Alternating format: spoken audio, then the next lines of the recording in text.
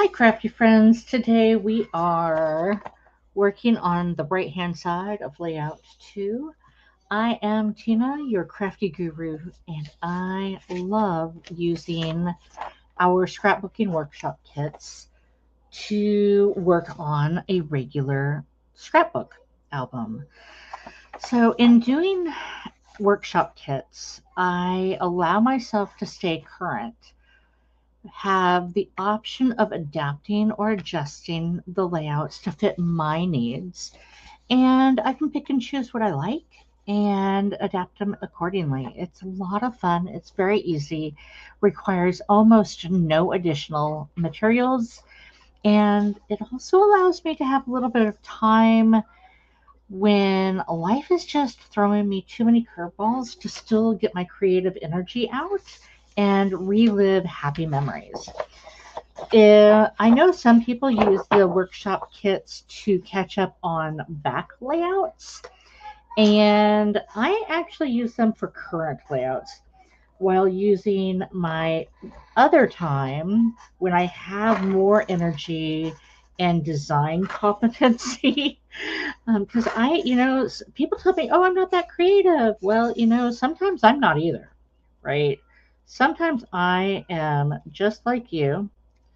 I am tired, I am wore out, and I just can't manage to get things going. And I've killed another um, adhesive. So let's swap this out. I popped open my case. I prefer the Stampin' Seal Plus over the standard Stampin' Seal. I like how it tears better. It gives me a better flow, and it's also stronger. So for long-term scrapbooking layouts, oh, that's so much nicer. Um, it just works so much better for me. Okay, so I find that when I have the energy to really get creative, I like catching up on those extra albums, the ones that have been sitting on the shelf waiting to be done. You know the ones: holiday vacations, your now grown children's scrapbook layouts, your family genealogy ones, or even the ones from a year or two ago. And they're just kind of taunting you, saying, "Ha ha, you haven't done me yet." Well, I know people prefer to use the workshop kits to get those done. It catches you up in a hurry.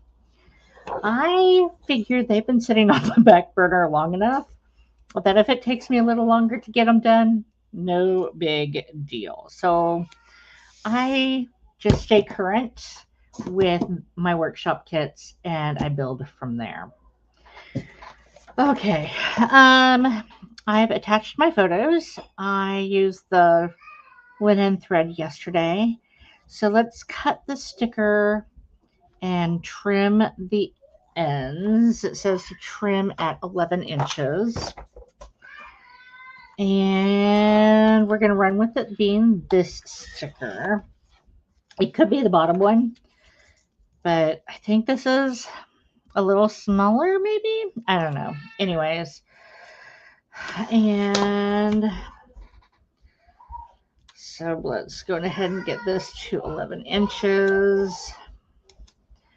We're going to mark this to cut it, so that I can get it sort of straight.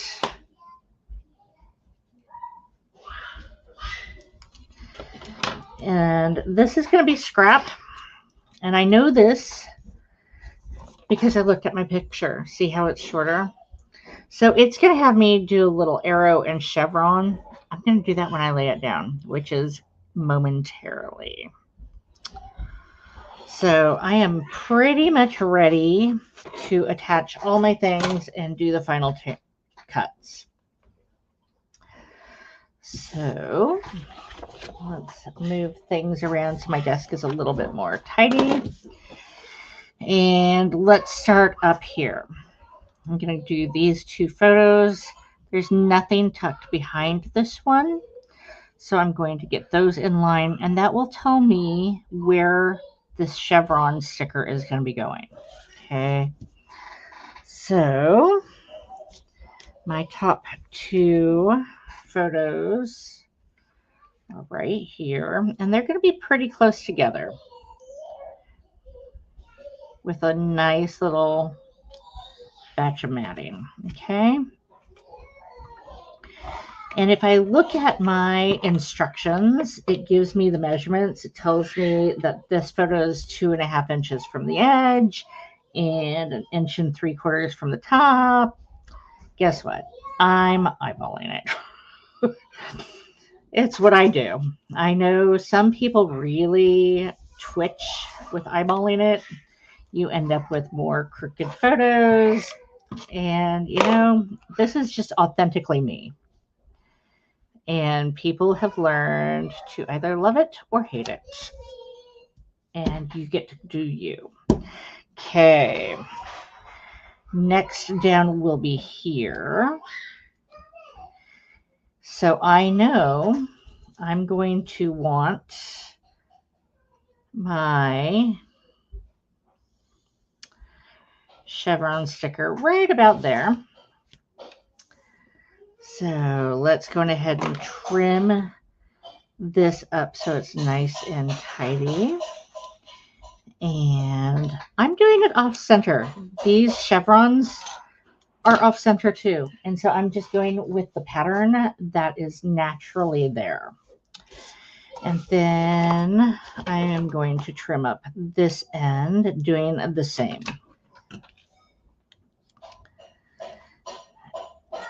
And that, although it is not as fancy and perfect as the picture, I like the visual flow of that a little bit better. Because if you see, they've got that tip and trim pretty centered. And that is just not going to work for me. It just isn't. So I have this little dewy, and it goes a little further over, a little bit centered, and over this little pavement area. Now I can start getting these photos down because that's the only ones that are tucked behind. Other than I have this little red tab label at the bottom that's going to be tucked under.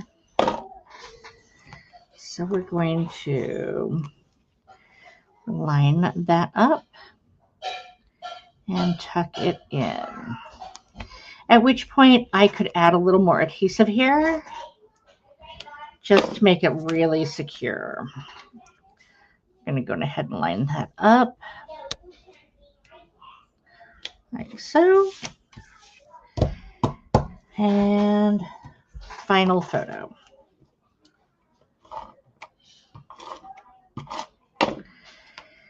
And unlike my tendency, this particular layout, I am using no flip flaps. So it is just smooth sailing, very minimal aspects of adjustment. I feel like I'm missing a little ribbony thing. Let's see here. In this picture, it shows a little red banner there, and I'm not seeing it in my cutouts. But we're going to work on this side first. So on this side, I've got my banners. Okay. So we've got this chevron piece, and the next is this little sticker.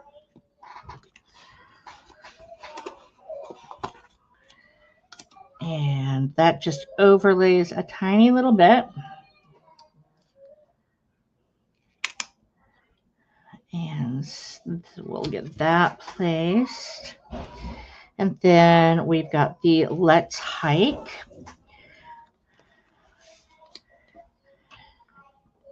So we'll put that down. And it looks like this little tip is going to get covered up, and that's kind of cool.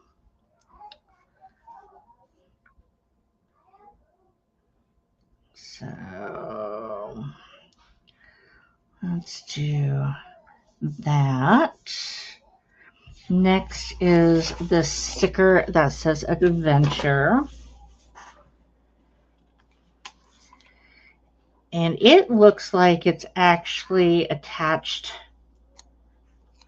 and raised. So I am going to dust this with my anti-static heat embossing powder to remove all the stickum. Dust that off.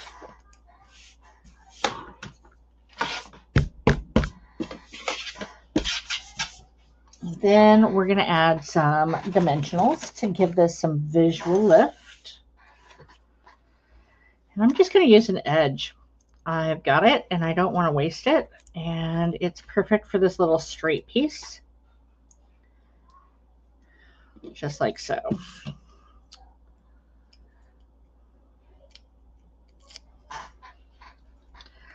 Make sure Adventure is pointed the correct direction. And go like that. Line that up. Let's squiggle this down just a wee bit. There we go. Shows a nice little bit of layering. Now we come over here. I've got my two little banners there. That red piece is missing, and that's okay. I can work around that. If it turns up, I can always tuck it in. It might be in some of my prepared pieces for next week's layout. Let's see. If I can quickly find it, I will. If not, we will do without. I think we're going to do without. Okay. I might add it later off screen if it turns up. So I've got my journaling piece to attach, which are two die cut pieces. And I am going to attach this with dimensionals, which will be nice because I can leave this spot open so that if my little red ribbony type piece turns up, I can tuck it in easier. Okay. Lots of space to just tuck and work.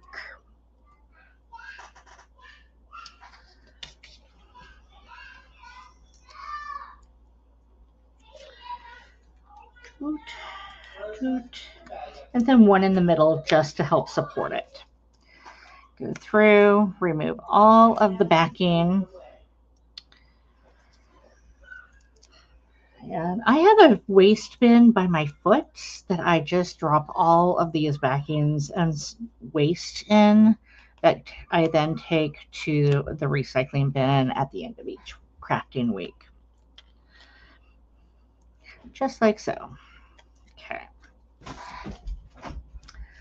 I don't want to miss too much of my photos here, because that is the point of scrapbooking, is to share the memories. So I've got my story, got my ribbon.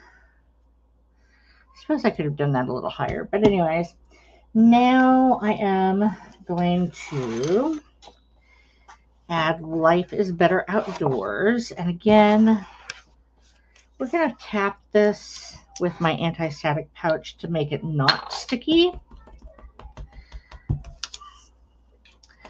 And raise this up using dimensionals. Gonna dust that off, clean off my desk.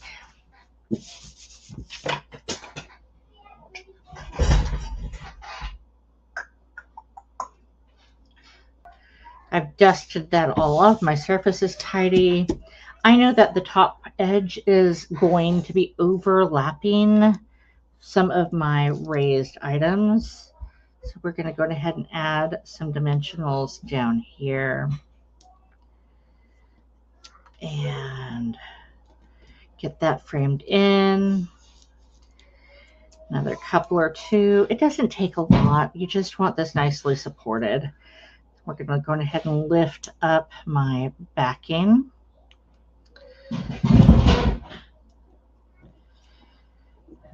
Like so. One fun adventure about making these live in a household that is sizable is it's never quiet around here. There's always something happening. So we're going to tuck this in. And I don't like that. I am going to lift these up. I thought I'd like it down there, but the more I'm working with this, the more I want to raise it up. So let's get this moved and get that lifted.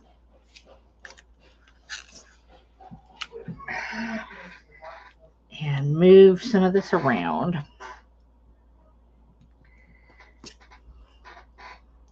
This isn't going to be a big deal, okay, because I'm still going to cover it. It's still going to be hidden, okay, because I still have this, but I wanted to see more of that duck. And having my journaling too far down made it where I couldn't see it, and it was disappointing. So it had to be moved. There we go. Now everything's lined up and attached. I still have this little opening right there to tuck in that little banner if it turns up. Now I have a little acorn, and I'm going to tuck this right on top so it helps secure this to my journaling.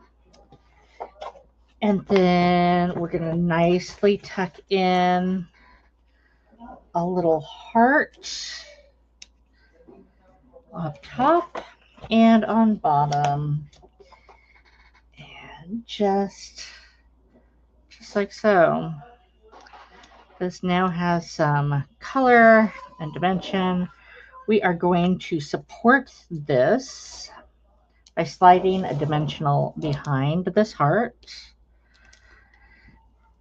so that it will stay exactly how we want it.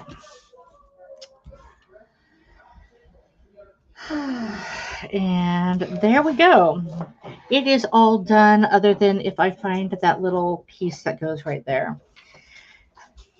And just like here, it will go right there.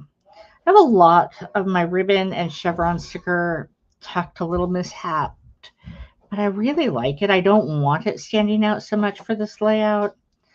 So there you go. I hope you enjoyed my muddle through today.